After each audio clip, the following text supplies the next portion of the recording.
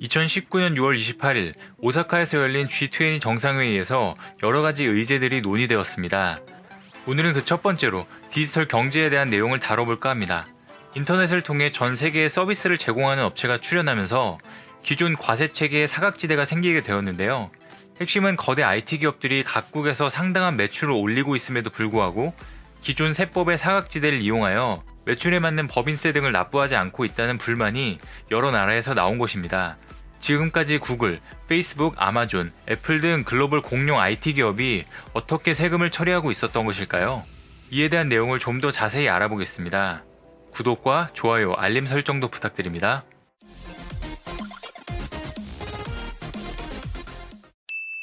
안녕하세요. 세상 모든 잡다한 지식을 알려드리는 잡시광입니다. 미국, 일본 등 주요국에선 구글, 페이스북, 아마존, 애플 등 거대 IT 기업들과 스타벅스 같은 다국적 기업의 세금 부담이 너무 적다는 인식이 예전부터 확산되어 왔습니다. 100년 전 산업화 시대에 갖춰진 국제 과세 규칙이 본사나 공장 등 물리적 거점 기준으로 한 이익 바탕으로 세액을 산정하고 있기 때문인데요. 물리적 거점 없이 인터넷을 통해 세계의 서비스를 제공하는 업체에는 맞지 않다는 지적이 많이 나오고 있는 상황입니다. 과세 규칙이 현재 기업들의 상황을 따라가지 못하고 있는 것인데요. 그중 여러분들이 지금 보고 계시는 유튜브 서비스의 소유자인 구글이 세금을 어떻게 처리하는지 그 과정을 말씀드리겠습니다. 구글은 엄청나게 많은 서비스들이 있습니다. 그중 하나를 예로 들면 구글은 작년에만 한국에서 구글 플레이 앱 판매로 5조 4천억 원가량의 매출을 올렸다고 조사되고 있습니다. 유튜브 등 다른 광고 수익까지 합하면 국내 최대 포털 사이트인 네이버의 매출을 넘어선 것인데요. 하지만 구글은 국내에서 세율이 낮은 부가가치세 등만 내고 세율이 높은 법인세를 거의 내지 않습니다. 네이버가 내는 세금의 20분의 1 정도인 연간 200억 원을 낸다고 하는데요. 매출에 비하면 굉장히 적은 세금을 내고 있는 것 같습니다. 그리고 한국에서 발생하는 매출은 아시아 본사가 있는 싱가포르 매출로 잡힌다는 이유로 정확한 공개조차 하고 있지 않은 상황입니다. 구글의 한국 실적이 비공개인 것은 구글 코리아가 유한회사로 등록돼 있기 때문입니다. 유한회사는 1인 이상의 사원이 설립해 출자액만큼 법적 책임을 지는 사업체로 소규모 벤처기업에 적합한 형태로 분류되는 회사입니다. 그런데 주식회사만 외부 감사를 받도록 한 현행 법률에 따라 유한회사는 매출이나 세금을 공시할 의무가 없기 때문에 외국계 기업들이 굉장히 선호하고 있는데요. 많은 매출을 올리고 있는 애플 코리아, 한국 마이크로소프트, 오라클, 루이비통 코리아, 샤넬 코리아, 구찌 코리아 등의 회사도 유한회사로 정확한 매출과 세금은 비공개인 상황입니다. 구글은 어떻게 한국에서 법인세를 내고 있지 않을까요? 구글은 더블 아이리쉬 위더 더치 샌드위치라는 방법으로 세금을 처리하고 있습니다. 이 방법에 대해 조금 더 자세하게 설명할 것인데 혹시나 이미 알고 계신 분들은 여기로 스킵해서 넘어가셔도 될 것 같습니다. 이 방법은 애플에서 1980년대에 창안하고 여러 미국의 IT 기업에서 사용한 절세 방법입니다. 이 방법이 무엇이냐면 2개의 아일랜드 법인, 1개의 네덜란드 법인, 그리고 버뮤다나 버진 아일랜드와 같은 법인세가 없는 국가의 법인, 이렇게 총 4개의 법인으로 세금을 처리하는 방법인데요. 2개의 아일랜드 법인에 여러가지 것들이 끼어 있어 샌드위치 같다고 해서 붙여진 이름입니다. 꽤나 복잡한 방법이라서 한번 설명으로는 이해가 잘 되시지 않을 수도 있는데요. 일단 세금이 아예 없는 조세 회피 지역인 버뮤다의 페이퍼 컴퍼니를 세웁니다. 세금이 아예 없으면 버뮤다에 있는 자회사에 구글의 이익을 모두 몰아주면 세금을 내지 않는 것이냐 라고 생각하신다면 그것은 아닙니다. 미국에는 조세 피난처 대응 세법이라는 게 있어서 조세 회피 지역에서 본사의 로열티 수수를 대행하는 경우에는 세금 회피 목적으로 간주하고 미국 본사에 세금을 부과해버릴 수가 있다고 하는데요. 그래서 구글은 조금 더 복잡한 방법을 사용합니다. 쉽게 설명하기 위해 회사 명칭은 간단하게 표기하겠습니다. 구글은 버뮤다에 구글 버뮤다라는 페이퍼 컴퍼니를 세우고 구글 버뮤다는 아일랜드에 구글 아일랜드 1이라는 자회사를 세웁니다. 그리고 구글 아일랜드 1은 다시 구글 아일랜드 2라는 회사를 세웁니다. 본사가 있는 구글 미국은 구글 아일랜드 1에게 전세계 영업권과 핵심 지적재산권을 넘겨주고 구글 아일랜드 1이라는 회사는 다시 지적재산권의 사용권을 구글 아일랜드 2로 넘겨줍니다. 실제 지적재산권을 사용할 수 있는 구글 아일랜드 2는 전 세계에서 발생하는 구글의 결제나 영업을 통해 수익을 올리는 실질적인 역할을 담당합니다. 이렇게 모아진 이익은 다시 구글 아일랜드 1로 넘어가게 되는데요. 구글이 이렇게 복잡한 방식을 쓰는 이유는 아일랜드의 법인세법 때문입니다. 아일랜드 세법에는 아일랜드에서 살지 않는 외국인은 실제로 거주하는 국가에서 세금을 낼 수 있도록 허용하는 조항이 있는데요. 즉 버뮤다에 거주하는 구글 버뮤다는 비거주자 외국인이고, 구글 버뮤다가 아일랜드에서 세운 구글 아일랜드 1은 버뮤다의 세법을 적용받아 세금을 한 푼도 안 내도 됩니다. 이것이 구글 본사가 구글 버뮤다에 자회사를 세우고 구글 아일랜드 1로 이익을 몰아주는 이유입니다. 그런데 로열티를 관리하고 전 세계 시장에서 실질적인 수익을 거둬들이는 것은 구글 아일랜드 2입니다. 원래는 구글 아일랜드 2에서 구글 아일랜드 1로 수익을 보내야 하는데 아일랜드의 세법에 따라 20%의 세금을 떼야 하는데요. 그런데 구글은 네덜란드에 구글 네덜란드라는 페이퍼 컴퍼니를 샌드위치로 끼워 넣으면서 중간에서 송금하는 역할을 하는 회사를 만듭니다.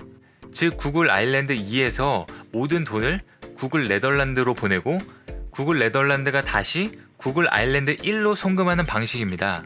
이렇게 하는 이유는 아일랜드와 네덜란드는 조세 협약을 맺고 있어서 자회사에서 송금받는 수수료는 떼지 않는다는 조항이 있기 때문입니다. 구글은 실제로 구글 아일랜드 2에서 발생한 이익에 대해서만 아일랜드의 법인세 12.5% 정도만 세금으로 내게 되는데요. 아일랜드는 법인세가 가장 낮은 나라 중에 하나로 여러 글로벌 기업들이 조세 회피처로 많이 이용하고 있는 국가이기도 합니다. 만약 미국에 있는 구글 본사에서 지적재산권 로열티를 받았다면 가장 높은 법인세를 자랑하는 미국의 세법상 35% 정도의 법인세를 내야 합니다. 구글은 이러한 과정으로 20% 이상의 세금을 절감한 것입니다. 유럽에서는 방금 말씀드린 구글 아일랜드 2가 그 역할을 하지만 아시아권에서는 구글 싱가폴이 결제나 판매하는 역할을 하게 되는데요. 구글 플레이에서 인앱 결제를 하면 뜨는 영수 중에 구글 아시아 퍼시픽이 뜨는 것을 보신 분들도 있으실 겁니다. 구글을 포함하여 다국적 기업들이 이러한 방식으로 절감하는 법인세가 전 세계적으로는 매년 1000억에서 2400억 달러에 달하는 것으로 추정되고 있는데요. 이러한 이유 때문에 예전부터 디지털세라는 별도의 조항을 만들어서 미국의 IT 기업들에게 제대로 세금을 거둬야 한다는 목소리가 나오고 있는 상황입니다. 구글, 애플 등에서는 이런 과정들이 전부 불법이 아니며 국제사회의 조세법을 정확히 따르면서 영리하게 움직인 것이라고 말하고 있습니다.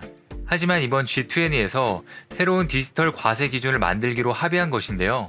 이번 G20에서는 국제사회의 이러한 불만에 따라 오사카 트랙을 창설하여 새로운 세수체계 확립을 위한 기본 방침을 정하고 내년에 최종 합의를 이룬다는 계획입니다. 각국 정상은 경제협력개발기구 OECD에서 디지털 과세 기준을 2020년 중 만들기로 합의했습니다. 거대 IT 기업들이 세금을 덜 내기 위해 법인세율이 낮은 조세 피난처 등에 본사를 두는 점을 고려해 새로운 부과 기준을 잡겠다는 것인데요. 이번 회의에서 전 세계 공통으로 적용할 최저 법인세율을 검토한다는 점까지 결정되었습니다. 세부적으로는 미국, 영국, 인도에서 제시한 3가지 방안이 있는데요. 미국 안은 브랜드 가치와 고객 리스트 등 무형 자산을 기준으로 하자는 의견이고, 영국 안은 이용자 수와 광고 계약 건수 등을 과세 표준으로 잡자고 얘기하고 있으며, 인도 안은 정기적인 매출을 기준점으로 하자는 방안입니다. 대부분 거대 IT 기업들이 미국 회사들이라서 그동안 미국 정부에서 반대해 왔었는데요. 다만 각국이 자체 과세를 추진하면서 일괄적인 기준을 마련한다면 글로벌 IT 기업에 더 유리할 것이라는 판단이 있어서 미국도 이번에 찬성 쪽 입장으로 돌아선 것으로 보입니다. 하지만 경제매체 포브스에 따르면 오사카 트랙의 디지털 과세는 여러 가지 문제점들이 있다고 분석했는데요. 과세 국경선이 애매하다는 점과 기존의 법인세율이 너무 높다는 점입니다. 또한 이것은 기업의 투자와 사업 활동을 방해하고 기업 경쟁력을 저하시킬 것으로도 분석했습니다. 그리고 디지털 경제 전체의 복잡함을 고려할 때 범위조차 정의하는 것이 어려울 것으로 내다봤습니다. 여러 외신들에서는 새로운 과세 체계가 실효성 있게 적용되려면 각국의 세법과 조세 관련 조약을 재검토해야 하는 만큼 실제 시행까지는 상당한 시간이 필요할 것이라는 의견들이 이어지고 있는데요. 새로운 과세 체계가 도입되면 IT 기업들 뿐만 아니라 자동차, 의류 등 다양한 업종의 기업들도 세금을 내는 곳이 본사 등 소재지에서 진출국으로 바뀔 가능성이 있다고도 전망했습니다. 만약 오사카 트랙이 빠르게 진전이 되어서 2020년에 세법이 바뀐다면 거대 IT 기업들도 그에 맞춰서 또 다른 세금 절세 방안을 찾을 것으로 예상되는데요. 언제 진행되던 간에 세법이 바뀐다면 전 세계에 큰 파장이 있을 것이고 특정 국가의 어떤 기업에게는 없던 과세가 불가피해지기 마련입니다. 현재 국가의 대표적 권한인 조세권이 흔들리고 있는 상황입니다.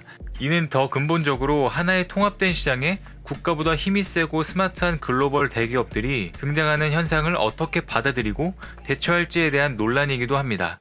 국내뿐만 아니라 전 세계적으로 굉장히 논란이 되는 세금 관련해서 앞으로 어떻게 진행될지 관심 있게 지켜봐야겠습니다. 시청해주셔서 감사합니다. 더 많은 잡다한식들이 궁금하시다면 구독과 좋아요를 눌러주시면 감사하겠습니다. 그리고 알림 설정도 해놓으시면 더 빠르게 만나보실 수 있습니다.